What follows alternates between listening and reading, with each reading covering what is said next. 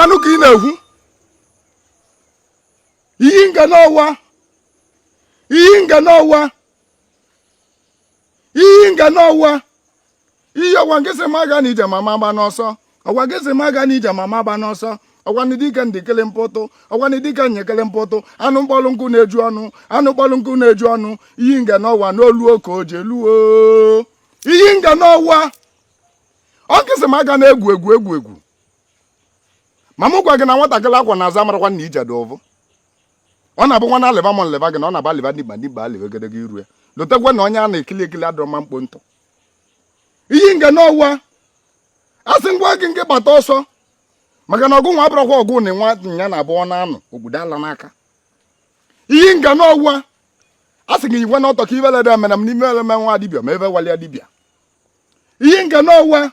Olugwe ka o ji elu. Na mụ gwa agadi nwa asị ọza ka ọnya kpoo. Ọ bụ na okpoche ya gbaba nje. Omena nkịta na-adọrọkwa niile. Iyi nga n'ọwa. Alịbakwa ngele eji alị ya taa mmanwụ.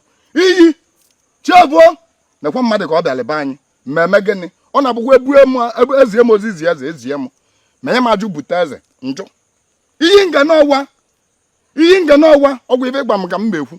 Nkwute mma ọdịle gị. Mekwutezi mma ọdịle gị. Ihe ọ na-abụ ibe eme nwa dibịa ma ebe wali dibịa. Ala yakwa ngesi gị nye ọtọ. Bịa gba m okwu ka malibi na-ekwu. Nwa na-asị taanị. Kedu ele eji amadi? Ọsị m ka anya kọlụ m otule na abụ ka anya takwulu m otule atụlụkpa otule ogute.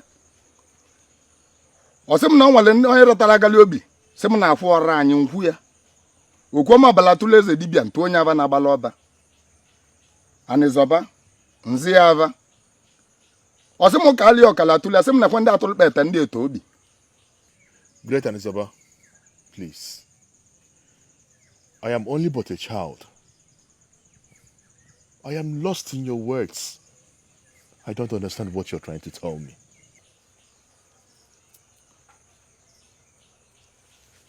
Egbenu. The steady tumbling of thunder is only indicating the close range of rainfall.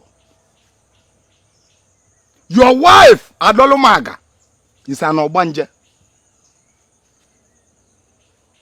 Obanje that will turn very fast.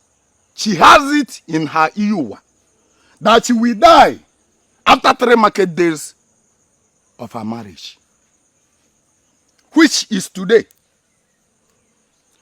She is only waiting for the set of abo wrapper you promised to give her. Ezedipia, please. You need to help me. I cannot live a life without Adolumaga. Life will be so empty without her. Please, I beg you.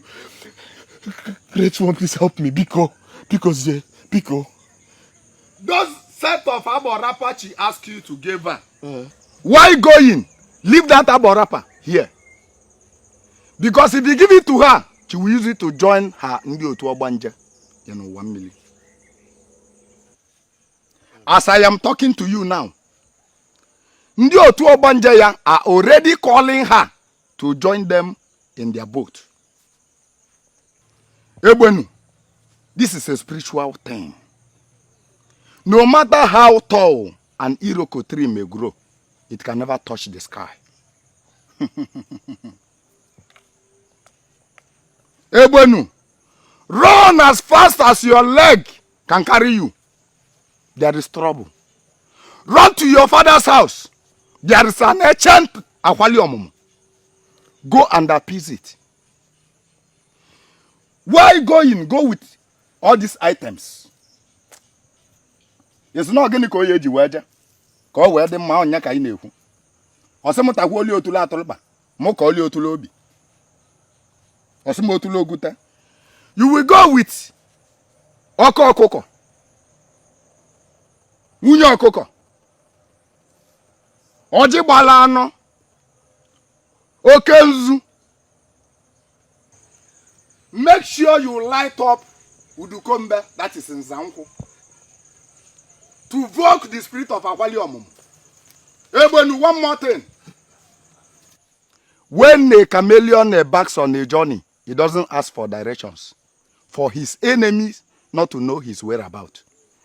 Nobody is supposed to see you while appeasing that akwali omumu, most especially your wife Adolumaga.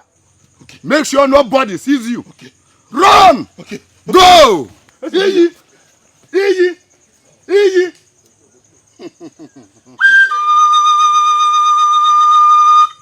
Iyi nga n'agwa! Ọbịa m na-arụ. Iyi nga n'agwa! Ọ na-agbabịa m n'uche gwuo n'ọnụ. Maka na oke nkịta si n'ibe nne ji bụ nne na anyị mabịrị nye ka onye ọbụ ọkụ elu bụ ka nyagọlụ ụmụnne ya gịga ibi. Iyi! Busis ndị o ji bụ nne anyị chansị nye gbagbu di ya aja bụ na ọ da-abịa dị ibe mmadụ awọ ebe onye ọzọ.